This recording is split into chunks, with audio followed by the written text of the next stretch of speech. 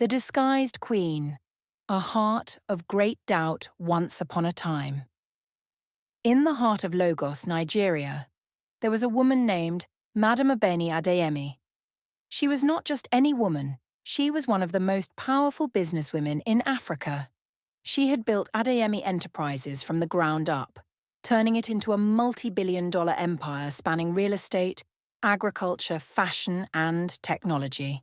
Presidents, billionaires, and foreign investors all respected her.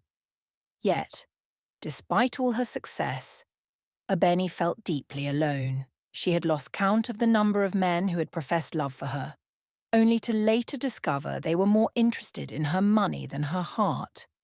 Even among her employees, she wondered, did they truly respect her, or did they only fear her power? One evening, as she sat in her luxurious Lagos mansion, she confided in Mama Kemi, the woman who had been her nanny since childhood and was now her closest advisor. "Mama Kemi, do you think people would still like me if I was poor?" Abeni asked, staring at the golden chandelier above her. Mama Kemi smiled knowingly. "My dear, the only way to know the true nature of people is to meet them at their lowest level." That night, Abeni made a decision. She would go undercover in her own company as a cleaner to observe the real nature of the people around her. The next morning, Mama Kemi helped her prepare. She wore an old, oversized cleaning uniform, a faded scarf, and a pair of worn-out sandals. She darkened her skin slightly with makeup, removed her jewelry, and changed her posture to look less confident. She took on a new name, Iya Sade, an old widow looking for work. At the company's HR department, Mama Kemi, who still had influence, got her a job as a cleaner without revealing her true identity. The managers barely glanced at her application, dismissing her as just another worker. "This is your uniform," the supervisor, Madam Kate, said coldly. "You must arrive by 4 a.m. every day. If you are late, you're fired." Abeni nodded humbly. Her real test had begun. Her first day was a shock. The other cleaners were expected to mop floors, scrub bathrooms, and polish windows before the office workers even arrived. Among the cleaners, Abeni met Auntie Remy, an elderly woman who had worked there for 15 years without a single promotion. She was kind but tired of life's struggles. Sul, a young man full of energy but often mistreated by the supervisors. Bose, a lazy and rude woman who always found ways to avoid work while making others do extra. Abeni saw how most of the office workers ignored the cleaners, treating them as invisible. Some would even throw trash on the floor right after it was cleaned. But some were different. Tunde, a young accountant, always greeted the cleaners politely. One day, he even helped Abeni carry a heavy bucket of water. Miss Kioma, the receptionist, secretly brought food for the cleaners whenever she could. David, the security guard, treated everyone with respect, regardless of their position. But the worst of them all was Mr. Femi, the general manager. He would purposely spill coffee on the floor just to make a cleaner wipe it. If he was in a bad mood, he would shout at the cleaners and insult them, calling them useless. One day, Abeni was scrubbing the floor near his office when he deliberately stepped on the wet surface, then yelled, "Are you stupid?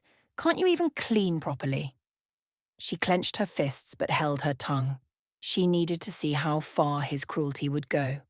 One evening, Abeni was cleaning a hallway when she overheard Mr. Femi and Madam Kate whispering in his office.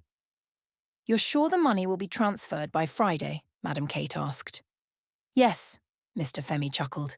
"By the time they realise the missing funds, we'll have blamed it on Tunde. Who will believe a junior accountant over us?" Abeni's heart pounded. They were planning to steal from the company and frame an innocent man.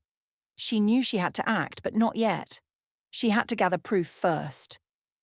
As weeks passed, Abeni saw more and more of people's true colours. One day, Bose, the lazy cleaner, whispered to her, "Iya Sade, let me teach you how to survive here. Just pretend to clean and nobody will notice." Abeni smiled but took note. Bose would have to go. Another day, she saw Miss Kioma secretly helping a cleaner who had been unfairly fined for slacking off.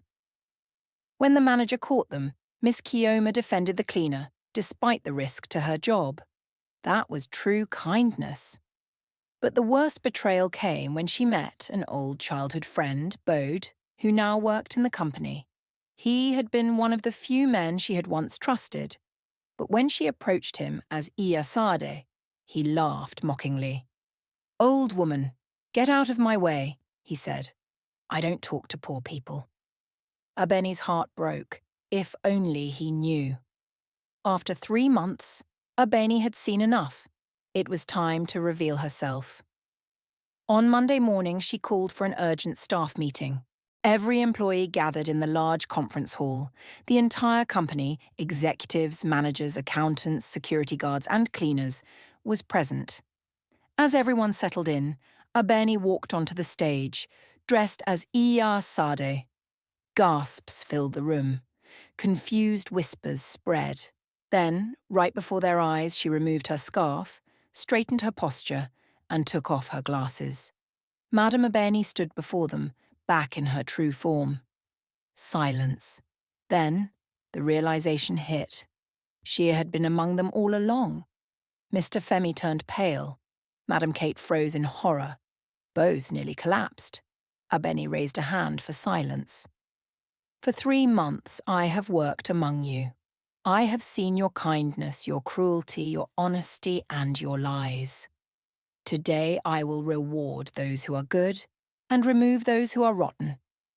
She turned to Mr. Femi and Madame Kate. "You stole from this company and you tried to frame an innocent man. You are fired and will face the law." She looked at Bose. "You are lazy and dishonest. You will never work here again." Then she smiled at Auntie Remy. 15 years as a cleaner. That ends today. You are now head of housekeeping with triple your salary. She turned to Tunde, Miss Chioma, and David. For your kindness and integrity, you will all be promoted. The company was never the same after that day. Everyone learned a powerful lesson. True worth is found in character, not wealth. And as for Madame Abeni? She continued her empire, but every few years she still disguised herself as a cleaner, just to remind everyone that power and wealth were only temporary, but integrity lasted forever. The end. Thank you, fam, for watching this video. Please don't forget to like, share, and comment. And if you'd like to share your true life story, please don't hesitate to reach out to us in the comment section below. We'd be happy to hear from you and help bring your story to life. Love you all. Bye.